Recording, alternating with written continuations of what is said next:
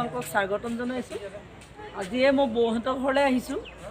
বৌহঁতৰ ঘৰত মই এই ফুলজোপা দেখি ইমানেই আপ্লুত হৈছোঁ। এই ফুলজোপাৰ নাম কি জানেনে? বসন্ত মালতী। চাওকচোন কি সুন্দৰ, আৰু ইয়াৰ বৰ সুগন্ধি এটা আছে। আৰু এই বৌহঁতৰ ঘৰত এয়া বৌ আছে, আৰু এয়া বৌক আছে। এয়া কি সুন্দৰ লাগিছে এইপিনে গোঁসাই ঘৰটো। আৰু লগতে এয়া অৰ্কিড, এই অৰ্কিডখিনি ইমান ধুনীয়াকৈ ফুলি আছে চাওকচোন। এতিয়াতো এয়া পিংক আৰু হোৱাইটত এয়া অৰ্কিডখিনি ফুলি আছে এইখিনি।